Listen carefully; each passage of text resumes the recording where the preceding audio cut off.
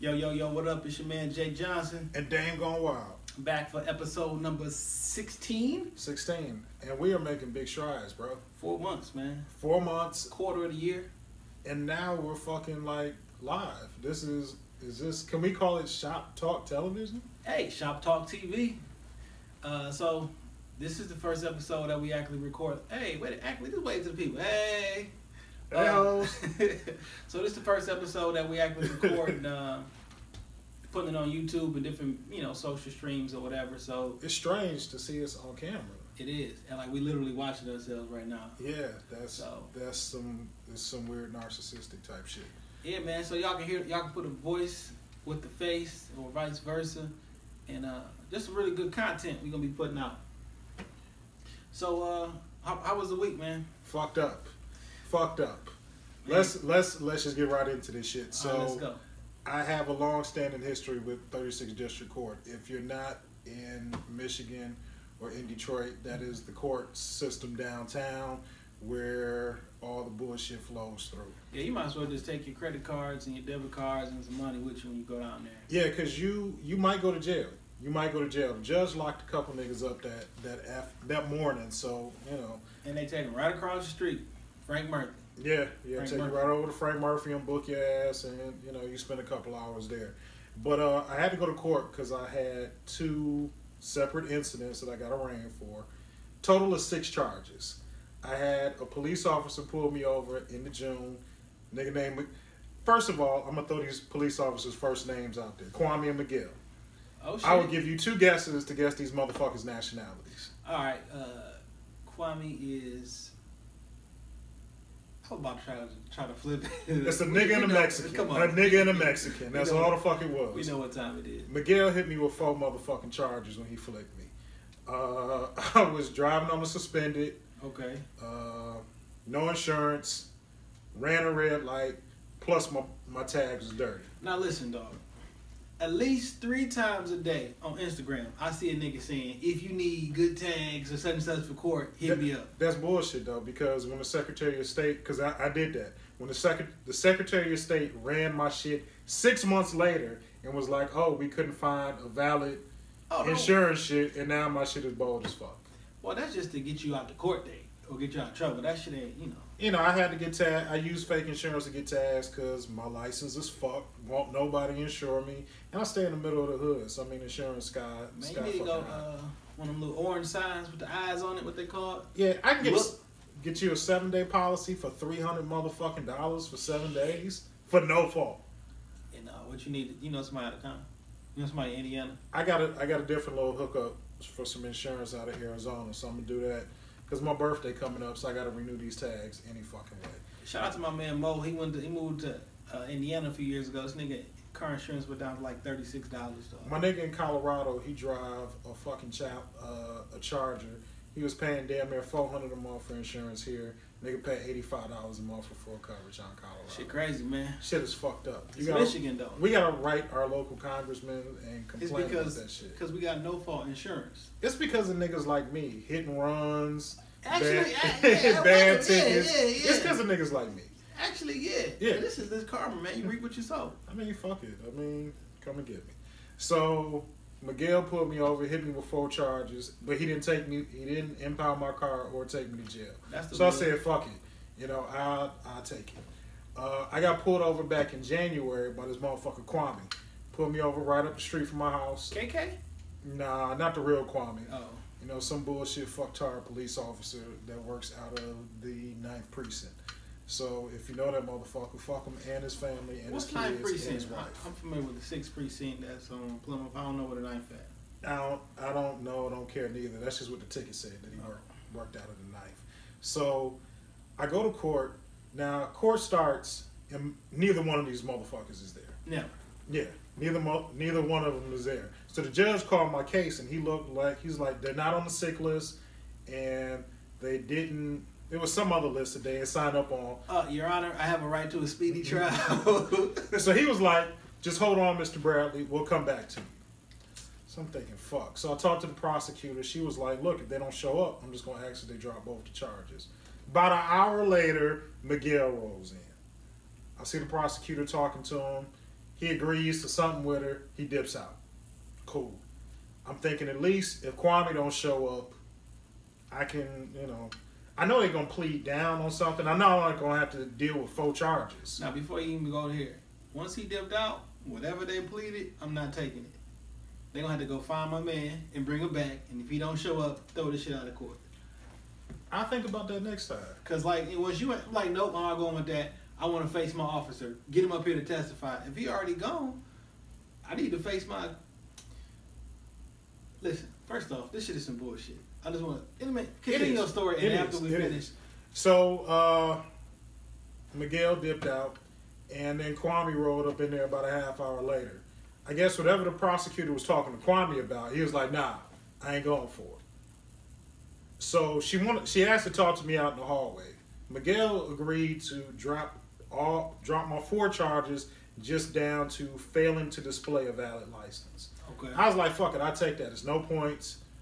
I just paid $225 fine. That shit's done with. Jesus. Kwame wanted to hit me with because when he flipped me, my license was suspended. Detroit police? Yeah, these both fucking Detroit police officers. No wonder. Were they the traffic cops? Nah, not even traffic enforcement. These just regular squad car niggas. Nigga, the regular Detroit police don't pull people over. Though. What the fuck happened? Well, I ran the red light with Miguel, so I mean, he was gonna fuck with me. But Kwame, I was on my way to the liquor store to get some Rellos and something to drink, and I seen a nigga pull up behind me. Now I knew my tags was dirty, but I'm just thinking, it's Detroit. Yeah, that he's not gonna fuck with me. As soon as I pull up into the gas station, you turn on the Christmas lights. So, I got to deal with that shit. So, Kwame in court talking about, nah, I ain't trying to drop none of them. Now, motherfucker pulled me over in January. It's fucking October. So, I'm like, this nigga can't remember the whole incident, and why the fuck is he fucking with me? So, the judge called us up, and, the first plea with Miguel, she was like, the prosecutor was like, look, we're going to plead down just to failing to display. And I agreed to the plea, whatever. But the second one, Kwame was there, and we appeared together. And he was like, nah, I didn't want to agree to drop the charges. Like, I want to stand on it. And so we had to go back and forth. Thankfully, the judge wasn't a hoe-ass nigga. The judge... Black and white? Black guy. Younger guy. The judge asked him straight up, like, this... ticket took place back it was a few days after New Year's. It was 10 months ago. Yeah, and the judge was like, "Do you realistically remember the incident and the time when you pulled him over?" And he was like, "Vaguely." Judge was like, "Vaguely is not going to be good enough. We're going to drop this one." Yes. So shout out to the judge for dropping 2 of them charges. I just got to pay $225, and I have a chance to get my license back. I haven't had a clean license in about 2 years now. Man, I'm tired of riding under fear. 36th District Court made you run the juice. They did. And I was there and they fucked me with work because you go down there, it's a half day. Yeah. There's no ifs, ands, or buts about it. I went down there, court's supposed to start at 8:30. Judge didn't even pop his head out till about 9:20. Yeah. Man, I've been to court so many times on my stuff and other people's stuff, no one comes into the courtroom for at least 30 to 45 minutes. Official people. Yeah. And then they take a lot of breaks, a lot of recesses, and... just time there chilling. And then they hit you with court costs. Nigga, ain't no court costs. I can't have my phone in court, but the judge was texting like a motherfucker in between cases. Hey, man, think about this. You can't text and drive, right? Nah. But the police rode around with a fucking laptop in their car. Right. On a laptop while they driving. Type your shit right the fuck on up. So you telling me that my multitasking skills is not up to par of yours? Man, fuck out of here. I'm gonna text and you keep on typing on that fucking laptop. Yeah. But fuck it. I mean, that's how my week started. Fuck 36th District. And fuck most of you city cops, because most of y'all was probably hoes that I spit on back in high school, or fucked your girlfriend, probably finger banged your mama when we got older, and now you're police officers. Hey man, so I'll tell you about this, right? In relation to the whole court thing. So there's 2 types of courts, right? You got criminal court, we got civil court. Right. That traffic ticket wasn't a criminal thing, right? No. So you go to civil court. So you got a defendant and you have a plaintiff. Yeah. And you're the defendant. Always. And in civil court, essentially, one party has been wronged, and I have inflicted some sort of damage, and I need to have monetary exchange because of the damage. Right. So when you go to civil court on a traffic ticket, who is the plaintiff, and how did that cost you money? I don't know. I feel like a trick question. It's a trick question because this shit ain't like we going to pay all these money and these tickets, and like it really don't have a legal standing because where's the other party? Where's the person that I have wronged? And you wronged the city of Detroit and the state of Michigan. And how have I inflicted $255 of pain on this? And I am the city of Detroit, or I am the city of whatever. So if I live in the city of Detroit, how I'm gonna sue myself? I don't know. I don't have that answer. It's a scam. I mean, hell, fuck yeah, it's a scam. Like if I go to court, I need to have broke your lawnmower, and now I owe you money for it, or something physically happened. Now it's a crime. But if it's a civil court, who's suing me? And how did I make you incur any kind of charge? You just took this shit to a whole nother level. I have not the answer for that shit. Hey man, I want our jewels back. Good luck. I'm out of $225 from the city. I got 30 days to pay that shit. Good luck, cause I'll fuck around and let that shit get suspended again, and just still be out here dirty. I'm not fucking responsible when it comes to paying other people their money back. Oh man, did you see the fight that happened right in front of was that 30? No, that was Frank Murphy. So apparently there was a Those are clowns? No. Oh, okay. Sort of. So it was some sort of murder case that went on, and after the murder trial or whatever, like the two families went outside. Oh yeah, they was gonna scrap that shit. The two white families went outside, and they seen each other. And someone said something that was rude. It's like, well, it ain't like murder. And then they started. It ain't like murder. She was like, it ain't like I murdered somebody, because you know what I'm saying. Like, nigga, that's fucked up. Yeah. So that's fighting words though. And Big Boy went and started smashing, like boom, boom. So they start fighting two white families.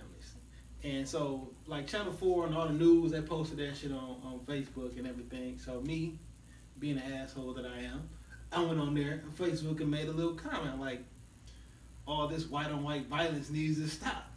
It's getting too much. But your nigga ass. No. And I bet you one of them white folks said something too. Man, you know how many damn comments I got. Like, they was really offended. I'm like, wait a minute. It's okay for somebody to say black on black violence, but as soon as I say we need How many to stop, times you get called a nigger? With the ER. man, I just stopped looking, dog. Like, I literally stopped looking. Like, y'all fooling, dog. Like, then I have some all lives matter. It shouldn't matter. Crime is crime. I'm like, y'all didn't see the subtleties of that little jab I threw out there. Nah. And where the fuck was all lives matter, like, from slavery to about 50 years ago? Man, what the motherfucker? All lives didn't fucking matter then, so don't hit me with that bullshit right now. If it, I'm for black people. If it ain't about black lives, fuck them. I don't necessarily want people to die, but shit, my mother, niggas that look like me and you, black and brown, and I'm talking just black people, we fucking going through it. And if you're not on that Black Lives Matter shit, fuck you. Hey man, we gotta do for self. Hell yeah. All right, man. You mentioned earlier these clowns, man. What the fuck is going on with this clown shit, Yo, man? I've never been a fan of clowns. Never thought clowns were funny, enjoyable. I've never liked that shit. And I always felt a certain type of way about a grown man in fucking makeup and a wig. Did you see? Because I mean, that's what it is. Did you see the post I put on Facebook or Instagram the other day? When somebody was talking about, like, well, are they real clowns or are they people dressing up? I said, ain't it the same fucking thing? There's somebody was like, bitch, what is an actual clown? A motherfucker dressed up in makeup. Said, are these real clowns or someone dressed as one? Man, you bitches been dealing with clowns so long, you know what the fuck they look like. I got you a lot on right there in makeup and somebody fuck around and shoot you. Think you a clown. Man. So these clowns is walking up on kids, harassing people, pulling motherfuckers in the woods. So somebody in Sterling Heights got approached by a clown with a butter knife, and he cut his arm. So the police said they don't know. How sharp is this butter knife? So butter knife barely cut a stick of margarine. So the police don't know if the knife cut him or because he was pressed against him and he like yanked his arm back, if that's what gave him the cut. But come on, man, we can pull out a butter knife right now and I'll press that shit up against your skin. I ain't gonna leave shit but a welt. Amen. Like butter knives ain't that fucking sharp. But let me tell you something. You walk up on me with a motherfucking clown mask, and I will kill you dead in the streets. Straight the fuck up. Yesterday, 2 hotels. Jail, hell, or the hospital. You going to one of the 3. Yesterday, 2 hotels in Livonia got robbed by people dressed as clowns. I've been in establishments where people have come in masks. I was in a Subway one time, and the Subway got robbed. Man. And when you see a motherfucker with a mask on, typically ain't no good gonna come from that shit. Most businesses ain't gonna let you roll up in there. So you in that bitch while they sticking up? Yeah. So what you do? Man, I'd be so fucking mad if I'm in that bitch getting robbed. You know what? I was probably about 13 at the time, and there's a Subway around the corner from my crib. Me and my homeboy walked up there to get something to eat. Motherfucker came in. I didn't get nothing to eat. I'm just sitting in the bench, and I see the nigga come in. My homeboy's in line. It's like 2 other people. I see the motherfucker come in. He pulls out the gun and cocks it. So I'm just sitting there, trying not to, startle the motherfucker.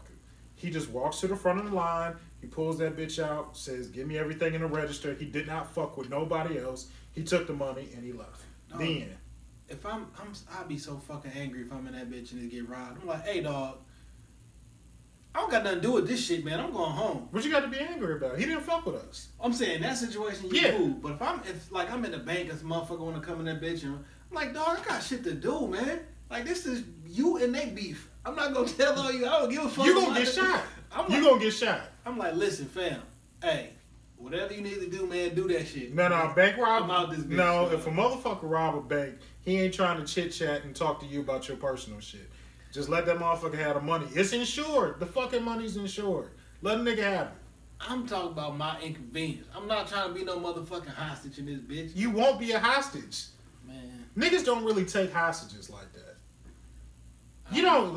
When you hear about bank robberies, it ain't a lot of hostages or casualties. That shit is an in and out type of deal. Well, I work in a financial institution. We go through different training. And there's about 3 to 5 different type of robberies, and they all different names. They different philosophies, and it's a lot of deep shit involved, man.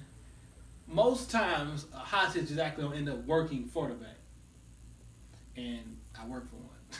But you're not in an actual bank with a fucking vault and all that shit. There's a vault in that motherfucker. Well, you probably shouldn't put that out there because I don't think y'all got security. I mean, we got security there, but the whole thing is like, I don't got time for that shit, man. Like, look, man. Just get a nigga the money, talk to the police, file whatever report you gotta file. Like, you're not gonna get like a nigga. I'm going to fucking Chipotle or some shit. I'm trying to have a sandwich, and the nigga coming at that bitch with a gun. I'm like, fam, you gotta get the fuck out of here with that shit, dog. I'm not talking to that motherfucker. Just take what the fuck he gonna take and go on about your day. He don't want to talk to you. He want the money. Put all the green bills in a fucking Chipotle bag, and I'm out this bitch. How the fuck you say Chipotle? I like to say Chipotle because that motherfucker got a T in it. But nigga be like Chipotle. Kanye said it a certain way. Like that shit like. Just give me one of them burritos that's as big as a newborn and a lemonade drink, and I'm out. I love that shit though. It's not fucking with Qdoba though. No. Well, it's not fucking with Qdoba. But Qdoba got nachos. How the fuck you a Mexican restaurant? You ain't got no fucking nachos, Chipotle. That's why Qdoba is shitting on them niggas. Nigga, first time I've been to Chipotle was like within the last year. It's like the first time I ever went. I walked in that bitch one time and I asked for some nachos, and they're like, "We don't serve nachos," and I walked the fuck out that bitch. You were that disgusted about the lack of the nacho display? I'm like, nigga, this is a fucking Mexican. What? This is a chain. Like, it's not taco. It's like a Qdoba it's Qdoba with black people. When you, like, oh man, I don't get it. But yeah, fuck them clowns. Run up on me if you want to in a clown mask. No bullshit. I carry. No bullshit, dog. I'm watching this shit on the news, and I saw a white lady, because you know they have to be white to say what I'm about to say. Something stupid as fuck. She's starting a rally called All Clowns Matter. I would like to go to her rally with the gun and spray that shit. I would love. I don't. Fuck it, I'm gonna say it. I wouldn't even mind if they shot that bitch up, dog. Like, I hope it gets shot up. Like, get the fuck out. All clown. No, it was Clown Lives Matter. That's what it was. No, they don't. This world would go on just fine and perfect if all clowns were dead. You see, the police chief said, he was like, listen, I'm not going to just start arresting people in clown outfits. I said, why the fuck not? Don't they fit the description? Yeah. Murderers? Don't we get arrested for fitting the description all the time and shit? Who police chief said this? Detroit. Man, fuck that nigga. Nigga, you in the city of Detroit, you walk around this bitch with a clown mask, and ain't October the 31st, man, you about to catch one. Yo, and don't fuck up Halloween. Don't fuck up Halloween. It's already bad, dog. Man, Halloween is just for the kids. Let them get their free ass candy and be left the fuck alone. Don't let me see you in a clown suit trying to fuck with my youngins come Halloween. Hey man, I ain't never been trick or treating. Nigga, really? I went when I was like 18, though. That ain't count. You never went trick or treating? No, man, never did, man. My parents, they wasn't on that type of shit. Like, was this like for religious purposes? Or? We used to go to church. I tell you what, so listen, this how dope my mom is. I love my mom. Shout out to my mom. So we used to go to church and go to a little harvest fest or whatever they say, you know what I'm saying, or whatever. So we stopped doing that, and she still didn't trust the candy because that was when they was like putting needles and all of this shit. We had a little mini. Back in the day, they had mini precincts, and you could take your candy and they check it or whatever. But them bitches dipped. So my mom, even though we didn't support Halloween, she and we could do trick or treating and shit. She didn't want me to go to me and my brother and my cousin to go to school the next day without no candy. So she'd go buy some candy. Don't laugh at this shit, but it is funny. So she'd go buy some candy, and then she'd go to different rooms in the house, and we'd go knock on the door, and she'd give us some candy and shit. Like, y'all niggas ain't about to go out there. Y'all not about to go out there and get no candy. She at least gave y'all an experience. Yeah, man, I appreciate it, man. So I go trick or treating every year because it's the day before my birthday. I don't have that same affinity everybody got with Halloween and everything. Like, as an adult, we used to get a party bus and do all the Halloween parties and shit, but like, I don't got that same relationship with Halloween that everybody do. So I always look forward to Halloween because, like I said, it was the day before my birthday. I got a fucking sweet tooth.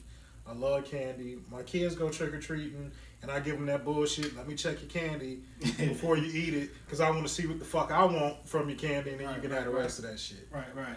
Everybody got to pay up because I took you trick-or-treating. So I take my cut first. You got to do it. Run the jewels. Yeah. Speaking of Run the Jewels, Kanye canceled a concert this week.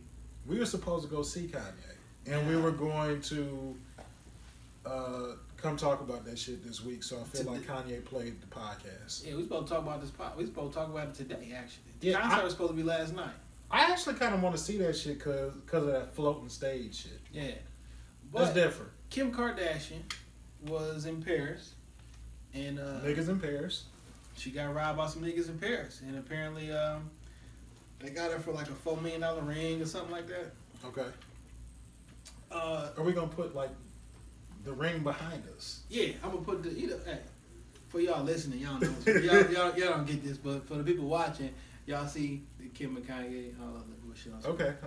My bad. I'm still getting used to us. I know, man. In a televised experience. I know. I be forgetting to look at the camera, and I haven't looked at it the whole episode. My bad.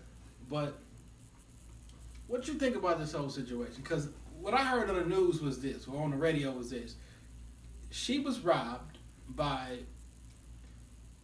masked men dressed as police. Okay.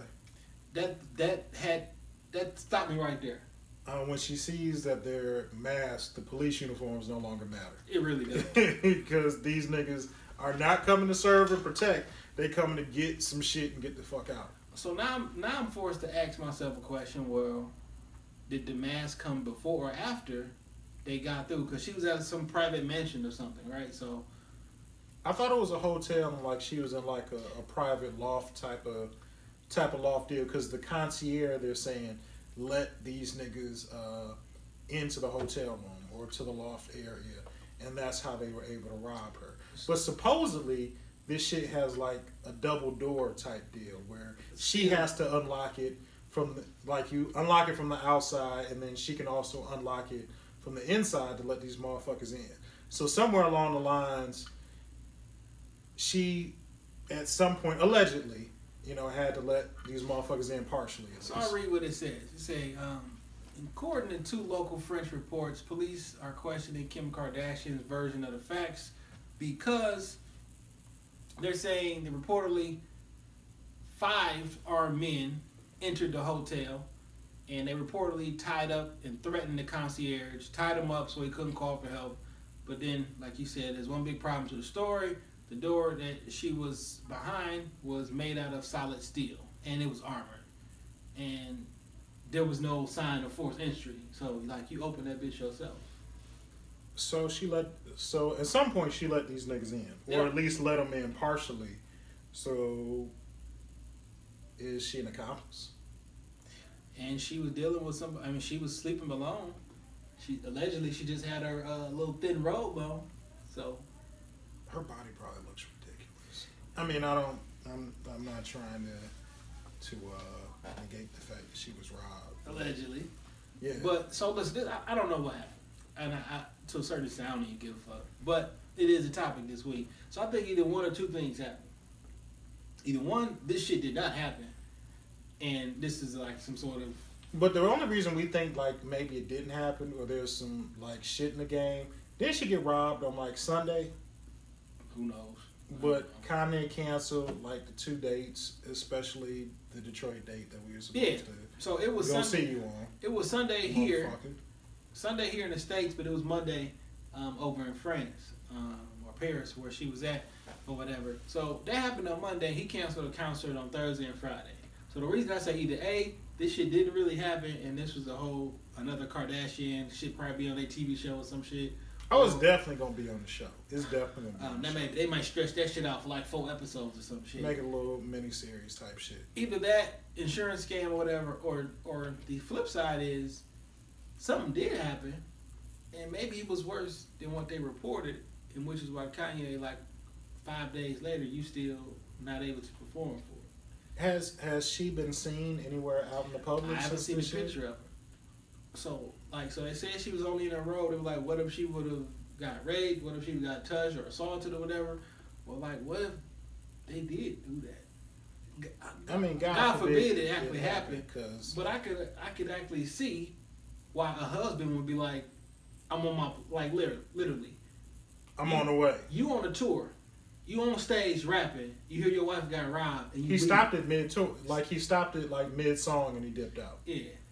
I'm not married, but if I'm in a different country and I'm like, I don't know what I would do. Nigga, if your girl called you from work and was like, some niggas ran up in here, what the fuck you gonna do? You gonna get up and leave work? I live 5 minutes away from work. So you on your way fucking home. 12-hour plane ride, or I don't know how long it takes. I just said 12 hours to try to be dramatic and shit, but long ass plane ride, what you gonna do when you get there? Nigga, the shit already gone. You still gotta get to your wife, though. You know what I'm saying? Granted, if the shit is gone, like that's your old lady. You still gotta get to her and make sure she's straight. Absolutely. And you gotta get her the fuck up out of there. Boom, she leave. 5 days later, like, are you gonna go back to normal, or are we being inconsiderate because we missed the show? No, I'm just saying in general. Like, I'm just saying I didn't got robbed before at gunpoint. You know what I'm saying? Like 5 days later, I'm perfectly fine. I don't need my girlfriend at the home to still be holding my arm and shit. Like, so what if you literally? I don't know. Maybe I am being inconsiderate because I got less compassion than the average person. Yeah. I think it shows differently. Yeah, I mean, I feel you. By the time you make it there 12 hours later, essentially half a day later, what the fuck you gonna do? Honey, let's get your shit. Was the kids with her? Probably not. Let's get your shit and get the fuck on. I'm thinking she probably got smacked up a little bit. You know, just because of the language barrier, these niggas might have been, you know, talking some shit that she wasn't quite understanding, so they probably had to go upside her head 2-3 times to help put that shit back in translation. That bitch, this is a robbery. Where's the shit? Where her security at? I don't know. Like, does Kim Kardashian really need security? Week before last, somebody tried to kiss her ass, literally. Yeah, I saw that. And like 7 people jumped her. She got security. It's Kanye. What is she famous for, though, bro? What the fuck is she famous for? She famous for being famous. She has no. Hey man, what came first, the chicken or the egg? She famous for being famous, dog. She has no talent. I don't know. I can't say that she don't got no talent though. Remember when she put out that song with the Dream? Yeah, horrible song. Okay, so she has no talent in singing. In singing, she's not an actress except in the world of pornography. No, she did been in a movie or two. She was in one of them. She was in that Tyler Perry movie. Yeah, she was in the But fuck Tyler Perry movies. They all the same. Well, the reason I say I can't say she's talented is because for whatever reason she's talentless. Let's just say it. She has no discerning talent beyond being an arm piece. I've never watched the Kardashian show. Like literally, never watched them shits. But clearly, a lot of people watch that shit. Somehow, she always remains relevant. I don't know how she does it.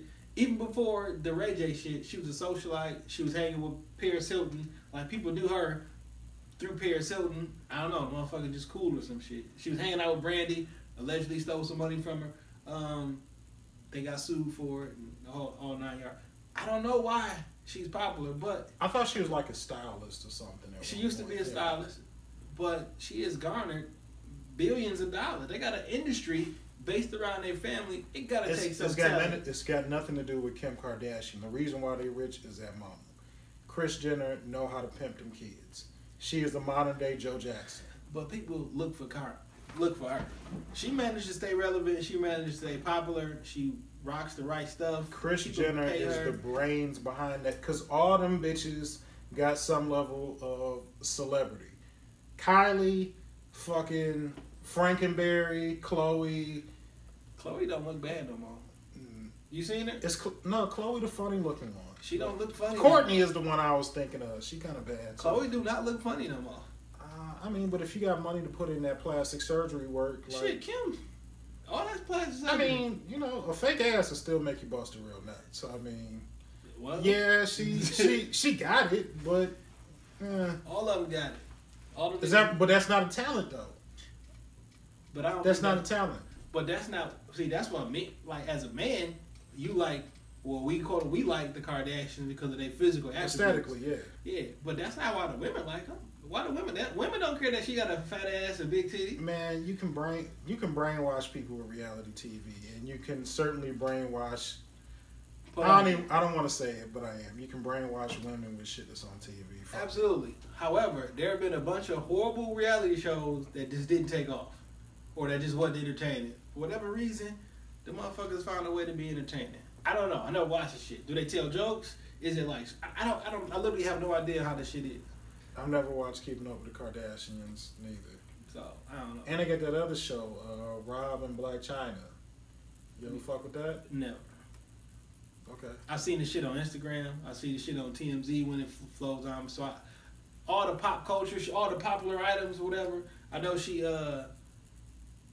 he was allegedly texting some chick, so she tweeted his telephone number. So the entire world started. You gotta be careful messing with these black women, man. They're a different level of vindictive, brother. Hey, but it was. If you haven't had that training, you don't know what the fuck to do. Hey, it was some clever shit on her part. She was like, "You want this? How you?" She was like, "This how you stop your man from texting other girls or having this text conversation." The entire world started texting him because once it was on internet. So whoever he was trying to text, he couldn't because his phone just go ding, ding, ding, ding. You just throw that bitch in the Pacific, my nigga, because it's worthless now. That was some fairly clever shit. Man, that's some vindictive baby mama shit. Rob, I can tell you how to deal with baby mothers. Dame Gone Wild, at me. I'll give you a whole class on that shit. She ain't got no fear for that nigga. I'm not saying you got to go upside your bitch head, but sometimes if a woman doesn't have no fear for you, she's not going to have no respect for you. And I'm not saying that you got to go upside her shit, but remember like old school color television back in the day? If you ain't had that antenna on them, you might have to just 2-3 smacks upside the head and they were straight. Hey, Jay Johnson. All I'm just saying is... Jay Johnson does not approve of this message. All I'm just saying is... the thoughts and the views. I'm not for beating women. I swear to God, I'm not. But I'm just saying. Do what you got to do, Rob, to maintain law and order in your household. The end. So, also, I don't know if you heard about what was going on with the... are you familiar with the Detroit 910 AM radio superstation? Yeah, man. Fucking Godby just walked off. Yeah. So because they wouldn't give him a TV station. They wouldn't give him a TV show on the Word Network. No, that's not. He said that's not what's going on. Okay. So what he said is that's how it was presented. So Ralph Godby was the former police chief for the city of Detroit. Got caught up in a little sex scandal. Yeah, he was fucking one of his subordinates. Yeah, his secretary or something. One of them, he's messing with somebody he wasn't supposed to be messing with. Which I really don't give a fuck. You can smash who you want to smash. No, you can't. Not in a professional environment. You can't smash who you want to smash. You can't smash a motherfucker working for you. But let's just steer off of that subject. Hey, sometimes you got this, you got this. Let's just steer off of that subject. I may or may not have. Anyway, listen. Yeah. Hey, when you're in a position of power, pussy falls in your lap at an alarming rate. So listen, you can't use that to your advantage. But if you like who you like, I don't think that's a reason to lose your job because a motherfucker smack. Anyway, so he stepped down about 2 years ago. So since November of 2015, he's been on 910 AM Superstation. Right. Pretty popular, to be perfectly honest, because like not many people listen to AM radio. But that station... Hey, man, that's where I got my starters in AM radio. That's dope. I used to have a radio show, Little Known Dame Gone Wild Fat. What was it called? 1440 WMKM, Detroit's original 24-hour gospel station. Oh. I was a host of a gospel radio show. Man, I used to do an online radio show from my living room, and once that was over, I was like, man, I wanted another show, which is kind of like what we're doing now. But I wouldn't mind having an AM station. But now we don't need it. I mean, yeah, we did it our way. So go back to the Godby shit. So he did walk off of air. Yes, he walked off air. I listened to it yesterday, the actual audio, and he went through and he was like, his integrity has been in question. He's been doing different things that him himself wouldn't want to do. So he gave respect to the guy who, gave him the opportunity, blah, blah, blah. But I'm out this bitch. And I don't know what they're doing after 9:15 a.m. because he left in the morning. Like, boom, he dipped. So, fast forward the next day, his brother, Godby's brother, is a pastor of some sort. Yeah. And he was supposed to do a sermon or have a service on the Word Network. Okay. Which is also owned by the same guy. And he didn't show up. So I was like, wait a minute. You quit on air yesterday. Today, your brother don't show up. You gotta ride with your brother. So the next morning, Godby's daughter works at the station. She gets to work an hour early. Her badge don't work.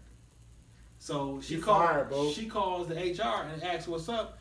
The owner fired her. Said he didn't want to let her in the building because he thought she was gonna do something based on the actions of her such and such. One. I think that's pretty fucked up. Hey man, we work in what's it called? I know what you're about to say. We work in at-will employment. At-will employment. They can fire your ass for no reason. But you can't fire somebody in a retaliatory manner. So you fired me and you said this to the Free Press. So I read this in the Free Press. You said that you fired her because her father and her uncle quit, and you thought she was gonna do something based off of that. Now that's retaliatory. That's retaliation. Or is it preemptive? Dog, them two quit on me, so I'm firing you. Because you got to work an hour early. That's out of the norm, so we're firing you. Hey, man, we used to work for a company that had a policy that if you were there at work and you weren't on the schedule, you could be fired. Where were you working at? We worked at Comcast. Oh, yeah. And that was like part of the policy. So I mean, it's not uncommon now. Because you shouldn't be there. Yeah. You fuck around, go on somebody's account, you do something. So she there an hour early is still the same principle. Why the fuck a radio station. Ain't nothing to go into. Like, it's still. And she there's approximately like an hour and 15-minute drive for her to get to work. Sit your ass in the parking lot till it's 15 minutes for your shift to start. You fired me because of my father. Walked off on air. And you said that to the Free Press. So yeah, no, that's the dumb shit. Get ready for that lawsuit. Yeah, that's the dumb shit. Because if you would have just said, I'll let her go because I wanted to let her go, whatever. But when you say budget cuts, anything. Nah, man, that's not what's up, man.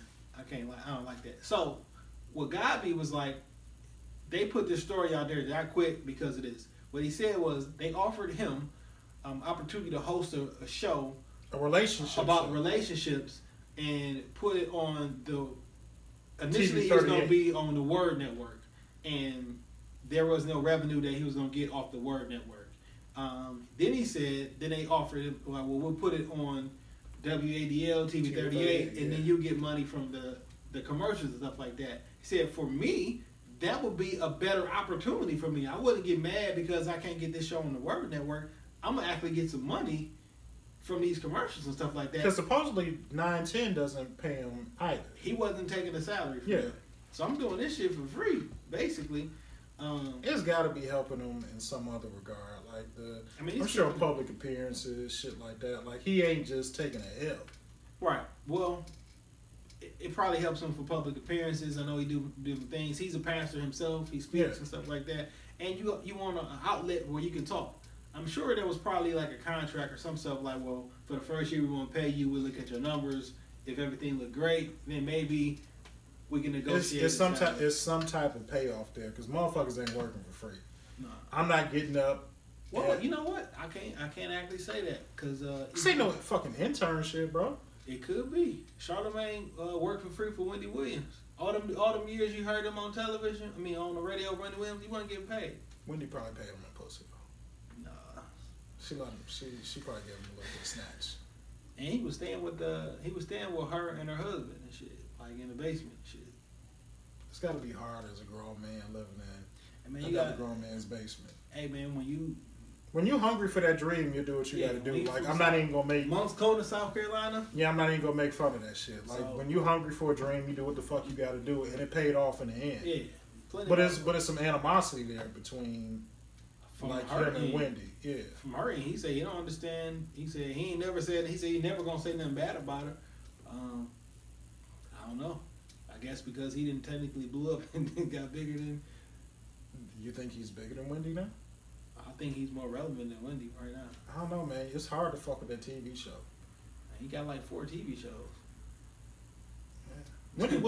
Wendy Williams could possibly be big as Oprah one day? Never. Okay, big as Wendy Williams. She turned white. Her audience turned white. Her topics changed. Her everything. When that show first came on, it had like a different vibe. Yeah, it was a little bit more raw. And then it just switched. And then she talking about. It's a wrap for her. She's talking about she don't know why there's historically black colleges. But Roland Martin came on there and set her the fuck straight. Yeah, but why the fuck would your 50-year-old ass think of some shit like that? Like you old enough to fucking know she's like 56 or like old enough to fucking know better. Nigga, what's wrong with you? So no, she's never gonna make it that way. In my humble opinion. Okay. But I mean, we never thought we'd be on TV. And look, 4 months later. Hey, check it out. So what else? The BET annual Junior Fish Fry came on this past Tuesday too in the BET Hip Hop Awards. Definitely. I didn't watch them. I listened to I watched the. You watched the ciphers? I listened to the ciphers online. But to tell you, this is what actually I was doing. I was watching TV, and via my iPad, I was streaming BET on my iPad, and every time I saw somebody rapping, I turned the volume up. Okay. So it was just over to the side till I seen them rapping. And then I watched the Snoop tribute. I see Snoop on stage, so I turned the volume up. And once he finished talking, I turned that shit down and continued to watch TV until I seen somebody rapping. The ciphers were lackluster this year. The Philly cipher was kind of hot. I didn't see the Philly cipher. You missed out. It was State Property. Petey Crack, Emilio Sparks, Freeway, and Neef and Beans. I don't know what the fuck Young Chris was doing or why you were too busy to participate, but you should have had your ass there too. He's probably writing for Jay-Z. Nah, I heard he got a cush ass deal writing for Diddy though. Probably Diddy broke him off a little check. That's why I got a little industry friend, and she told me that's his revenue stream, writing for Diddy, and he might be a new artist on Bad Boy. So that's not a bad look. Not a bad look. I'm sure Puffy pays well, but you should have had your ass there rapping. The Philly cipher was pretty hot. Beans kind of indirectly dissed like the younger generation of rappers. He was dissing Lil Uzi Vert, who's actually from Philly, because he has purple pink dreads. I mean, as an OG, you should be able. I don't think you should be able to diss, but sometimes you got to redirect and admonish a young nigga. Because people get into it like, if you don't like something, you hate. Nah, sometimes it's just stating your facts and opinions. Sometimes that shit just whack. Yeah. Like, it's a bunch of young motherfuckers that's cold. And then there's some young niggas who just whack. And so they'll take the route that, oh, y'all hating because y'all old. No, I'm just saying because I like the shit. There was a couple young niggas that was doing their thing in the cypher. My nigga Dave East out of Spanish Harlem. I fucks with Dave East. I like Dave East. A solid project that dropped. Yeah, it's good as fuck. And he just signed a Def Jam. Yeah. Young M.A., she did her thing during the cypher. No? Yeah, mediocre. Okay. It wasn't whack, you know what I mean? It was just mediocre to me. I don't think we've seen the best from her yet. You definitely have. I hope we have. No, because she's nice. Chris Rivers, Big Pun, son, he kind of spit one of the ciphers. It's another young nigga by the name of Russ. He kind of came off in the cipher, but I've heard his music, and he's nice. He's real nice. Like, a name to watch out for. A name that you need to watch out for is Nick Grant. Oh, yeah, Nick Grant is nice, too. Monster, dog. Yeah, he did his thing in the cipher as well. I don't know if you've seen this freestyle he just dropped on Funk Flex. Nah. Hey, he murdered this shit. Yeah, Nick Grant, nice young dude. Flawlessly, he murdered that shit. Much respect to him. I listened to an interview with him on actually Charlemagne and Andrew Schultz podcast, Brilliant Idiots. And I listened to him, his story. You know, he signed with Jason Jeter. Yeah. With T.I. on whole nine. And he's a good cat, man. He in this flawless. Yeah, he's a nice young dude. So now let's get to the fuck shit. Wait. No. So the ciphers that I did actually see, which was dope to me, was Lil Wayne spit too. Dead Press. Yeah, the live cipher. Yeah. And Locksmith. Dead Press and Locksmith, dog. I've never heard Locksmith spit nothing whack. I wanted to say that, dog. Like, I know people don't know who Locksmith is. Like, the masses don't, but Locksmith is... Damn, I'm about to say some off-the-wall shit. Hey, man, grab me that... I need to... Hold on. Grab the bell of niggatry. Yeah, man. Because I know this is probably a hot take. Nigga, Locksmith is probably one of the best rappers I've ever heard. Rap. Okay. Period. I don't even think you need to ring the bell on that. I just think that's pure fact. People don't know who he is like that. I met him I met him back in 2003 because I had an audition back when I used to rap for this MTV battle shit. And I met the nigga back then. And he ended up making it to like the final four. And he was like it was a lot of niggas there. Like the day that I auditioned, there was like 500 rappers. Right. And me and him were like a couple feet in line from one another. And, you know, it's a bunch of rappers in a room waiting to stand in front of the camera. So what are we doing while we're sitting around waiting? Niggas just rapping. Right. And when I kind of heard the nigga, like, there were motherfuckers that were good, and then you hear niggas that are just, like, incredible. And that nigga was incredible, like, back in 2003. He's done nothing but got better. He's dropped some incredible projects. And he ran the actual battle circuit, which when I started following him, this was probably back in 2003 through 2005, 2006, and then he just stopped battling and just started making music. Started putting out records. Him and EA Ski put out a whole bunch of projects, and the nigga can just rap, and he always on point. So his flow and his message was perfect. Dead Prez. I've always been a fan of Dead Prez. Always been a fan of Dead Prez. Shout out to my man Pete. Pete put me on like maybe 11th, 12th grade. He put me on the Dead Prez because I wasn't hip. Yeah. He put me on the Dead Prez. I started listening to it, man. I've been hooked ever since. Remember for a second they were gonna sign a Rockefeller. I remember they were like before the rock crumbled. There were rumors that them niggas may have been on Rockefeller. Man, they did a song with Jay-Z. They did song Hell Yeah remix. Yeah. And you remember the video for Hell Yeah? Yeah. That shit was raw. Like, that's when videos were just starting to become viral, and that shit was raw as fuck, because they robbed niggas the whole video.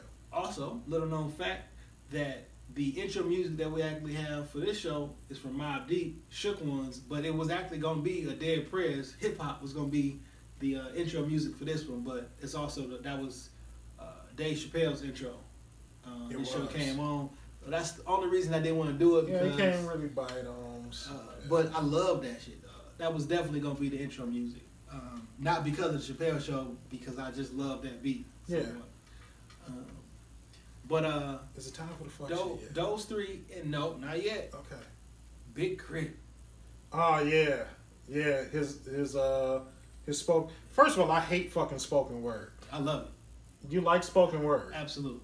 I used to go down to the Key back in the day, 2008, 2009, Key Club on Wednesdays, poetry night. Man, that shit used to be slamming, dog. I'm talking about. It was just a good slamming, nigga. She used to be slapping, slamming, lit, all that shit. I've never got into spoken word. I just don't like that shit. Man, that shit was dope, man. I could stomach a little Def Poetry Jam, but that's about it. Man, some of that shit was just powerful. Some of it was just funny. You know what I'm saying? Me and that bitch cracking up. Some of it was heartfelt. You know what I'm saying? They were talking about pain and struggle. The crowd was good. The atmosphere was good. It was in the city, literally in the downtown in the city of Detroit. Shit was just a really good period, man. Back when downtown was still dangerous, still. Yeah. Now, But Big Crit, yeah. And Crit is such a fucking underrated MC. I don't see why more people haven't jumped on that nigga train. Cause what was the name of this joint?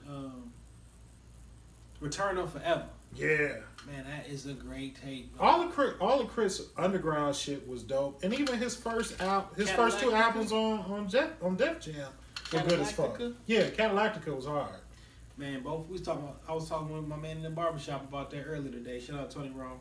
I was talking to him about Big Crit specifically and this BET stuff where he came out there with the police uniform.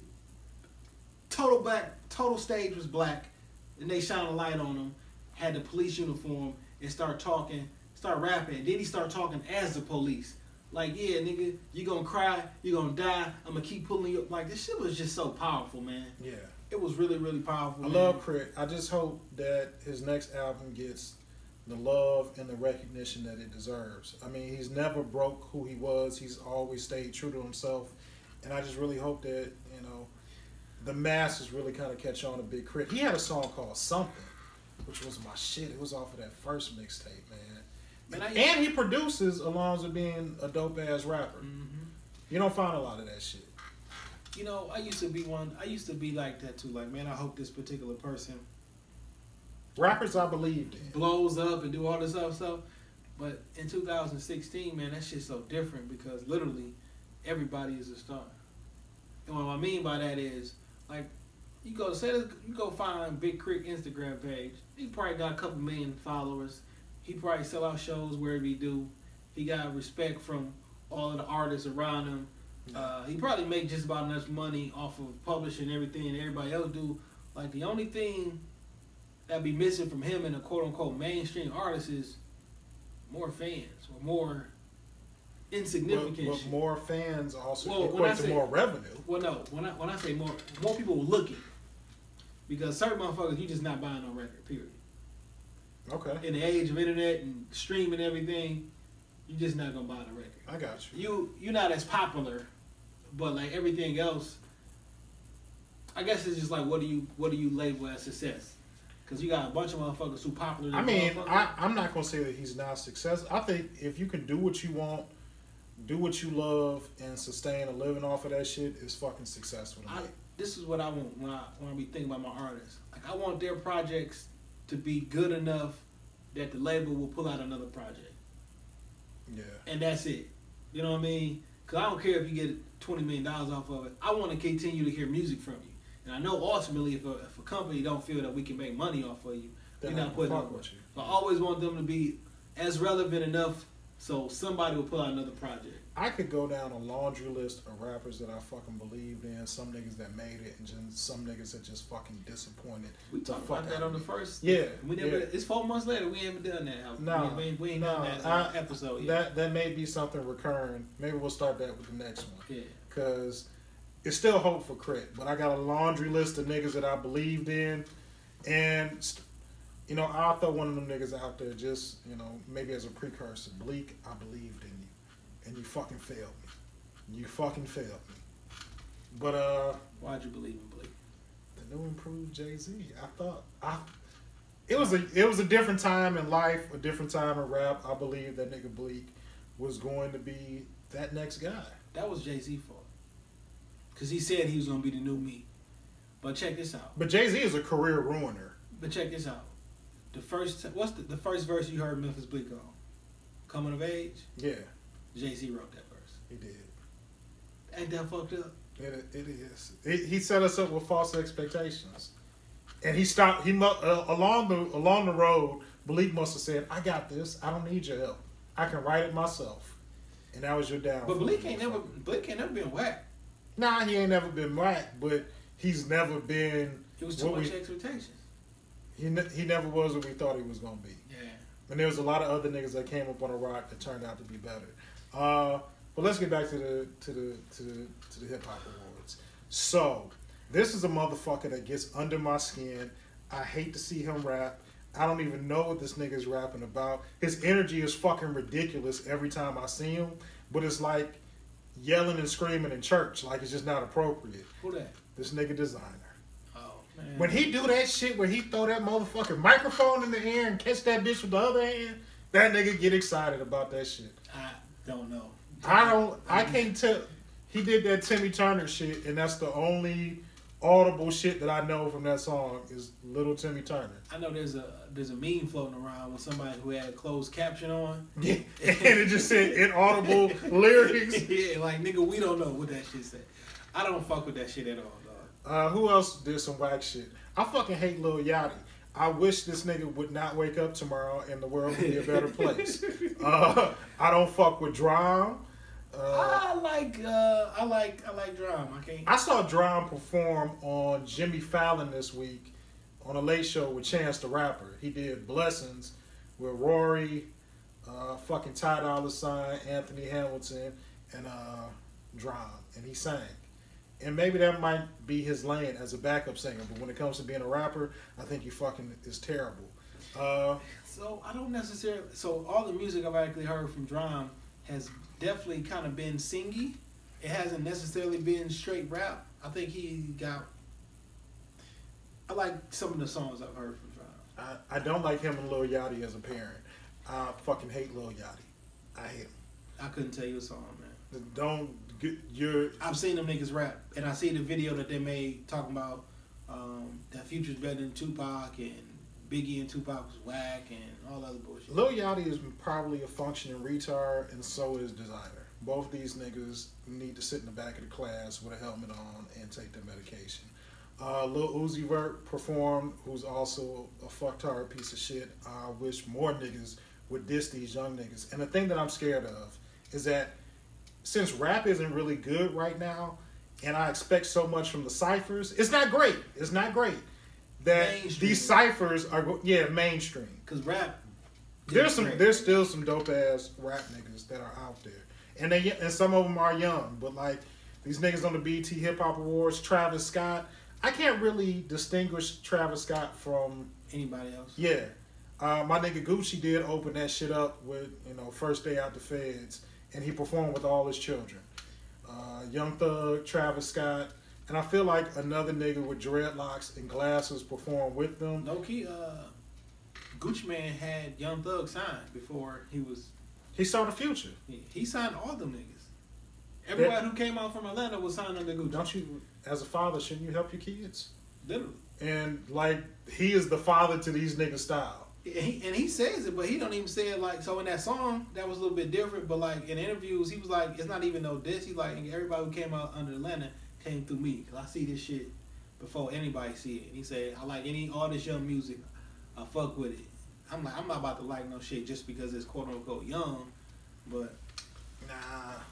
I feel like some other dumbass incident happened on the BET on the Hip Hop Awards. Young M.A. did her current single of the moment. I've had enough of DJ Khaled. I want Khaled to sit down for like a month or two.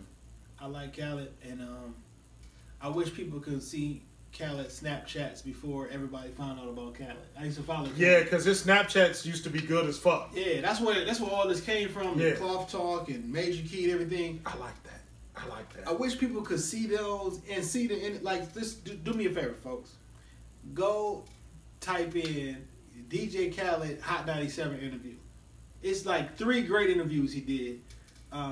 Khaled's a very entertaining person. Yeah, he is. But when you look at him now, he is definitely in promo mode. Yeah, he it's a character. It's a caricature of what he was. And I'm not even mad at it. I do kind of want his old snaps will be funny as fuck. Khaled's a funny motherfucker, but he won't laugh though. He is keep a complete straight face, and you kind of be like, is he serious or is he playing? It's just part of the mystique. But yeah. I think he should sit down for a little bit because he's kind of oversaturating himself. And I don't know if that's necessarily a bad thing because he's building his brand. But, you know, to look at him hosting the BET Hip Hop Awards, so like 10 years prior, he was just trying to get a seat in the dough, bringing in Ace Hood and trying to, you know, really establish who he was. I mean, I can't hate on his success. Khaled been putting in work for a long time. Think about this. 10 years ago, 2006. That was the height. That was the first height of DJ Khaled. Yeah. You know what I'm saying? Like, he didn't, like, people still talking about All I Do Was Win. Nigga, that song damn near 10 years old. I'm So Hood. Like, he got some hits. Yeah, he got some hits. And before that, because Khaled really been putting in work for about 25 years, like, in real life. All right. Well, you know what? Maybe I should take that hate back. Like, maybe I should take that hate back. He literally been putting in work for about 25 years. Like, I done pulled some old video from when he was... I rescind my hate. Skinny Khaled spinning in the basement with Big Ticket. Like, you know how I used to have a different DJ back there? But you would never be like, damn, nigga, Khaled been out for little spots where he was on the radio. Rapping in the basement was like on my bucket list of life. I just wanted to rap in the really booth wanted just to one go time. to the basement and rap one time. I put that in raps. Like, I just want to make it to the basement. But, you know, maybe we'll have to create, maybe we could create our own type. So, I mean... light bulb went off. Yeah. Light bulb just went off. Maybe. The viewers at home, you'll see what we talking about. Yeah. Because yes. And we both know like some dope ass rappers. Yeah. That could get entertaining. Yeah. So there were 2 other things that I want to talk about on this podcast. Yeah. And these things are kind of disturbing to me. If you're gonna talk about what I think you're about to talk about, so the most disturbing of them all. Yeah, this is the serious portion of the episode. So earlier this week, some information linked out that the Pentagon has paid a British firm more than $540 million to make fake terrorist videos over the last 10 years or so. They've been lying to us. So all this... 9/11 was a fucking lie. It definitely was. We can do a whole episode on that. Okay. You know what I'm saying, one day. But all these videos that you've been seeing of ISIS, all these different so they'll show you a video of a bombing that happened over in Baghdad or something like that, and the fallout of this. It's on a sound stage. All that shit been fake, dog. Like, this shit is really fake. It is really not true. The Pentagon has been paying a firm overseas to create videos to show us on television so we'll believe the world is falling and everything of that nature. This shit... They are sparking the fear in the population. They manufacturing the fear. The reason that we are so racist in this country towards Arabs is because towards Islam is because of it was all manufactured. Because of the narrative that they paid for, quote unquote, these people are terrorists. They do this, they do that. All the stuff that you've been being fed is make believe, dog. Because that's what's really happening. America, us, we over in different countries bombing niggas' neighborhoods, and sometimes niggas fight back when you roll a tank through the middle of their living room and shoot their whole family. When you drop a bomb on a motherfucking wedding, I don't think that you're an ally. I know you was looking for somebody. When you looking for your uncle and you dropped a bomb and killed my entire family, I don't look at you in a good light. And next time you roll a tank through my living room, I might throw a rock at you. And then you catch me on film throwing that rock, look at it. They hate us. That's just not right, man. It's all manufactured. Like, who knows how much of this bullshit we've been fed? Who knows what the rest of the world, like, we don't know what I go online and I go over to the UK and the Daily UK. It's a bunch of different international websites, and I look at their news. I look at their world news because they report on stuff that we don't report on, right? And they got a different spin on it. Did you know the UN has declared that the United States have treated black men and black people so bad in this country that they should pay us reparations? Africa has given a travel notification because so many black men have been shot in the streets that when you visit in America, be safe. They literally, before you get your passport, they say, hey, this is the area where you may get killed at. Like, all this shit is happening. Let me just say some real shit to anybody that might be listening. America should be lucky that black people just want retribution and not fucking revenge. Man. The end. Speaking of that, today, Birth of a Nation comes out. The Nat Turner story. I'm not sold on Birth of a Nation. Why not?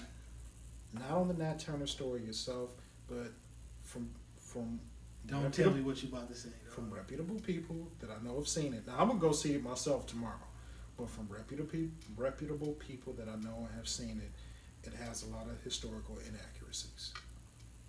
Like, niggas think Malcolm X movie was historically accurate. I'm not going to say I'm not going to say the movie has to be 100% accurate because, of course, it's entertainment. But I think when you're telling such a compelling story about a compelling figure in slavery, and as a black man directing the movie, you should. So, like, what? Inaccurate, what? Number one, I guess a huge part of the movie is that, and I'm just going to give away the spoiler, that in the movie, Nat Turner's wife was gang raped by the slave owner and I guess other hands on the plantation. Yeah. And that's what necessarily was the jolting moment that made him, start the revolt. When in actuality, that never happened. Nat Turner, and I've read, a couple different books and different sources on it, that Nat Turner was receiving he said he was receiving visions from the Lord about a race war, and he felt God was speaking to him to start the revolution. See, I was listening to the interview yesterday with Nate Parker, and he was talking about a scene. He actually talked about that specifically, where he was preaching on the porch to somebody, and this is in the trailer too, so this is not like a spoiler. So he was preaching on a porch to somebody, and the white guy behind him said, "No, we want to change the message." And he said it like in a way, like, "I want you to teach these people something else," because he was actually teaching for the white man, so to speak. Yeah. And he said he looked down and he saw a scripture, and the scripture said, "Kill them all," or something like that. And he said he felt like that was like what exactly happened with this movie and with Nate Parker. They've attacked Nate Parker from the very beginning. Start to finish, yeah. And not only have they brought attacked up those him, old rape allegations. we have attacked him. Like, I saw some shit. They trying to say the movie is sexist now because he said there's someone made a report that there was 5 women speaking roles in the movie. Well, motherfucker, the movie is about him. It wasn't about. I can probably speak on it a little bit more, a little bit better after I see it with my own 2 eyes. Yeah. I want to give it a fair chance. I'm hearing, disparaging things about it, but I'm going to see it with my own 2 eyes. I heard great things about the movie from critics, some of the folks that I trust their opinion on in the quote unquote media world who've actually seen the movie, the reviews it got from the Sundance Film Festival, the Canadian Film Festival, and different things. People I just got to see it with my own 2 eyes. Really love the movie, and they discredit this man, try to make him a. I don't know if you listened to his interview on the Breakfast Club. They ambushed him on Good Morning America.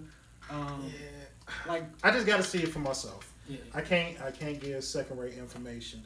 And the other crazy ass story that we got to talk about is, it's a war fucking about to go on outside, and y'all niggas better suit up.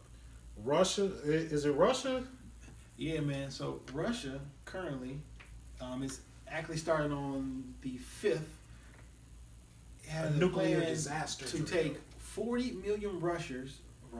Ring a bell. Take part in a nuclear A nuclear disaster drill 40 million people are going to participate in a nuclear disaster drill. And where are they putting these 40 million motherfuckers? Underground. Now, how the fuck do you get 40 million on a drill? How the fuck you get 40 million people to do anything? Especially if it's going to be a drill over 3 days. Where do you build some shit where you can hide 40 million motherfuckers underground? Where do you build it? How long have you been working on this shit? And what else do we not know about? What people have failed to realize is the relationship between Russia and the U.S. has been disintegrating. It's been strained for years. But specifically because of the proxy war that's happening in Syria. People realize, I don't know. So remember a few years ago. Leave them motherfuckers alone. Remember a few years ago when Sarah Palin was running for president and she made a comment, I can see Russia from my house, and everybody made fun of her? Yeah. Do you realize how close Russia is to Alaska? It's pretty fucking close in proximity. No, there is a portion. First off, a woman swam from Russia to Alaska. I mean, from Alaska to Russia. She literally swam. It's about 4 miles from one particular point. Like, you literally can see Russia from Alaska. I didn't even notice. I literally, call me clueless, call me stupid. You got to get up on your geography, son. Your geography got to be strong. I never knew. I never cared to look. I got school age kids, so sometimes, you know, doing homework. So in the last year, I watched this whole documentary about the lady who wanted to improve relationships between Russia and the U.S. So she swam, and it was a big, you know, to do blah blah blah, and I didn't realize how close it was, but they've tested missiles and different things that can reach the United States. 4 miles isn't that long for a missile to fly. I mean, and that's only one part. Yeah. You know what I'm saying? But their mainland, I mean, there's clearly some distance. But it probably be quicker leaving from Alaska to Russia. I'll probably get there quicker from me flying from here to L.A. or some shit. You know what I'm saying? So 40 million motherfuckers though. In a nuclear disaster drill. No, you don't do that just to test some shit out. No, you do that to get ready for some shit. Think about this, dog. Your country has to be together to even be like, to come together to prepare for some shit like that. If America was like, hey, we about to give a little testing thing. Anybody who want to come over here and test, come out on Tuesday between 2 and 4. You think 40 million motherfuckers going out there? Absolutely not. Nigga, you can't get 40 million motherfuckers to vote. Nigga, you can pull the fire alarm in any building and it's half the motherfuckers ain't leaving unless they got to. Yeah. It's Jim. He's fucking around again. Like, so your country has to be on the same accord to some point where you can get 40 million of these motherfuckers over 3 days to participate. That's enough motherfuckers to start another country. I wonder what they telling their people. That's the scary part. What kind of literature, what kind of information did you tell your people? Because to the point where you think that there's going to be a nuclear fallout, that you got to get all 40 million people underneath the ground.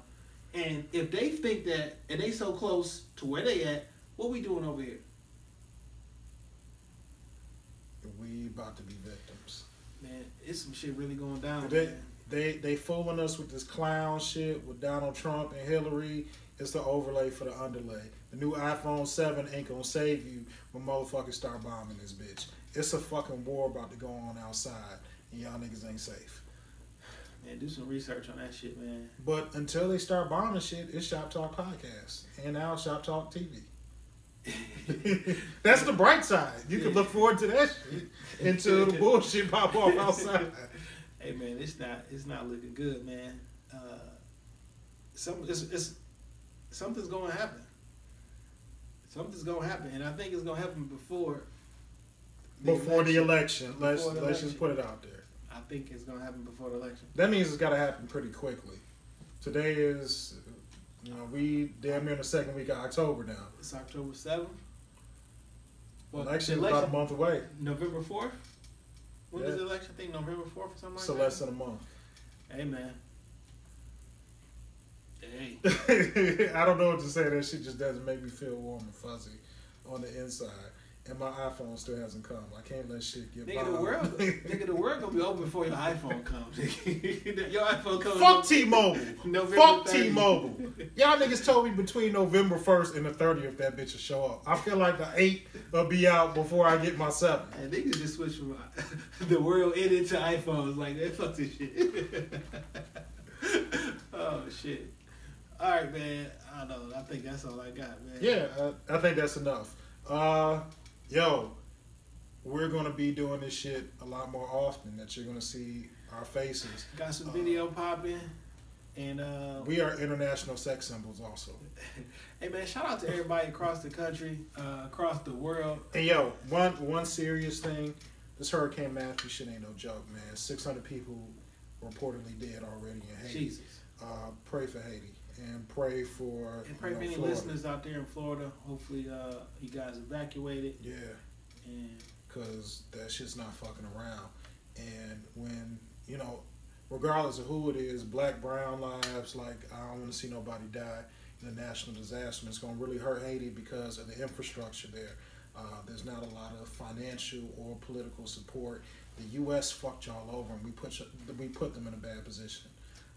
We want to come in and save everything else, but we did not help their infrastructure to save these people. And at the end of the day, the damage that Hurricane Matthew is going to cause, it's going to take fucking generations to help in Haiti to rebuild that shit. I know I got a lot of friends of Haitian descent. 600 lives thus far already been eradicated. So I'm really sending up sincere prayers for that area and for my people that's down there in Florida. Like, I know some like good people, friends, that I consider damn near family down there, and I just pray for your safety and that you make it out of this shit alive. For real, man. I don't know if I want to do my tinfoil corner now, man. That's pretty serious. I did. Go ahead, man. All right, man. Put your tinfoil hat on, man. Okay. Cause it's about this hurricane. Oh man, just go ahead. Just go ahead, dog. So, it's always been conspiracy theories and different things about quote unquote they controlling the weather. Right. But our government has come out and said we do mess with the weather. We actually do have earthquake machines. We do put little metal. So the planes that you see dropping them chemtrails, we'll go ahead and spray a bunch of little metal oxides and metal things in the air, so the sun will reflect off the metal. And what they say they're trying to do is combat global warming. So they'll take some of the heat from the sun. It's already too late for us when it comes to global warming. It's already too late. I don't believe in that shit. But listen, so they'll take the little metal oxides. But you do believe the Earth is flat? Yeah, it's debatable. Okay, all right. So look, it's debatable. So they'll do the metal oxides, blah, blah, blah. They can create hurricanes. They can create tornadoes. I wouldn't be surprised. They've even talked about using the weather as a weapon with combatants or whatever. So instead of me trying to throw a bomb and get Bin Laden, I'm going to send a fucking tornado over there or some shit like that. Like, motherfuckers is really doing things of that nature. So, allegedly, they could have pushed Katrina over a little bit, blew some levees. Now that whole little area is popping with new white folks, new businesses, and different things. So, it's always funny when you literally, your actual government says, hey, yes, we are actually messing with the weather. Then you gotta, now that leaves room for me to question, were this quote unquote natural event, was it a natural event? Did you have were you able to create a cold front? Kind of coerce? Yeah. That's stepping really far out there. You playing God. And it's always going to be, for every action, there's an equal and opposite reaction. So that's right about the time of the election also. I'm just saying, it's going to be a national emergency. Hey man, Barack. Tinfoil hat time, folks. Barack, you gonna have another year in the office, bro. So, as always, we appreciate you guys for listening. Oh yeah, I wanted to shout these out. So, looking at the stats, over the last 30 days. We got some love in Canada. We got some love in the UK. Shout out to the Netherlands, Vietnam, Cambodia. That's crazy. Yeah. We got, oh shit, the Russian Federation. So we got some people from Russia, Argentina, France, Dominican Republic. Dominican Republic. As far as just local, shout out to the folks all through Michigan. We got some love out in San Francisco, Atlanta, Texas, Ohio. Shout out to North Carolina, Alabama. Like, love everywhere. We're touching damn near every state. Yeah. So I appreciate the love and all the support. Follow us on Instagram at Shop Talk Podcast. Instagram and Twitter for me, J Johnson 313. Since we're gonna put it up on the screen, Damn Gone Wild right there. Instagram, Twitter, Snapchat. Tell a friend to tell a friend. You know, this shit is only gonna get bigger. Yeah. This is 16 episodes in, and we already on the green screen. I can't wait to see what the next 16 look like. 4 months in, and tell everybody about the podcast, because I've been getting some new texts and emails and things of that nature. If people just found it out, tell people about the podcast if you enjoy it. And once we upload this video, tell people about the video too. Hell yeah, man! Look, God made the earth, Dame covered the turf. Shop Talk Podcast is here to stay. Absolutely. I'm not saying that we the Rockefeller podcast, but we are Day and Jane. Jay and Dane. There you go. Yeah. You do what you want with that information. Peace. Yeah.